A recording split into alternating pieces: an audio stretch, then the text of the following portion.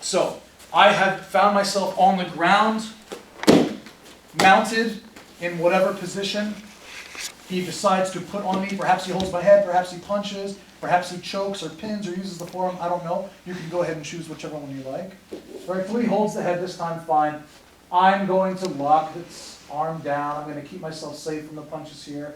My head confirms the grip. I trap the foot. I open the knee a little bit. I plant my feet and put the hips straight up, taking the weight over the head. This arm goes under. I stretch. And I roll directly to my knees without collapsing. And I lock him down. I lock him down. What do I do now that he's locked down? Let's see. I know that my head is in the middle of the chest, and that's going to keep me safe from any really damaging punches. If my head is up, I give him the space to punch. I still have the leverage here, but why take the chance? I want to be as safe as possible. I keep the head down, down. Whichever way I look, I just take that hand, and I'm going to push the knee to the ground, like this. As I push the knee to the ground, my own leg goes in between my hand and his body. And I drag the thigh over, and look, I leave the hook in, like that.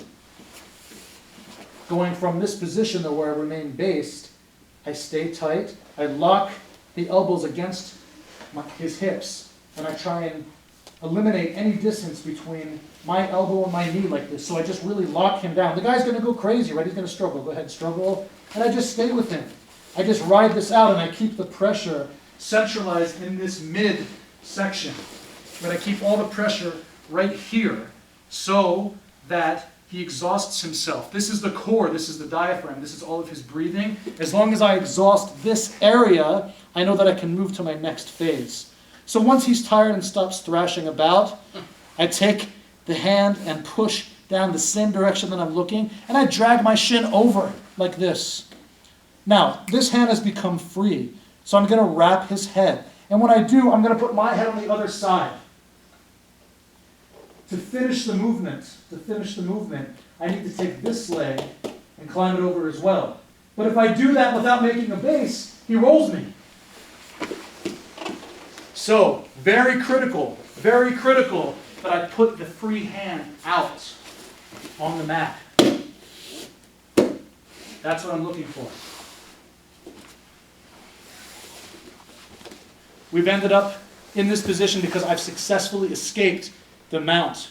Whatever mounted position he had on me, I used one of my 3 different techniques and I escaped. I locked him down by trapping his hips and let him exhaust himself. And then from here, I push the knee down in the same direction I'm looking, and I drag my shin over and I leave the hook in. Now when I wrap his head, I need to move my head to the other side. And then, very critical here, base. Very important that I have a base here. Now if I have a base on this side, I also need a base on this side. So I'm going to open my knee a little bit. If the knee's close, perhaps that's when he uses this hand to tuck it against his body and rolls me like we just saw. Right? So I need to open the base and hold the head. And I wait here. Until I'm comfortable. Once I see that I have the base and I'm secure and I've confirmed my position, then this second leg goes up. I stay low and I just walk over until I can put my knee on the ground. When I do, both hooks can come out. 1, 2. Then I can take my hands and be very low, chest to chest, face to face, lined up, horizontally, vertically, in all the same planes. Not too far this way, not too far this way, not over, not back. I want my hips on his hips, low and wide. All right? Let's spin around. And please put your head this way, and we'll catch this top angle. So I've escaped the mounted position. I've locked the hips down. 1, 2, using my elbows and my knees together. And I let him thrash about here for a bit if he needs to, right? I see that he's probably going to be very excited because he just lost the dominant position and wants to regain it. So it's critical that I don't rush. If I rush, I lose the position.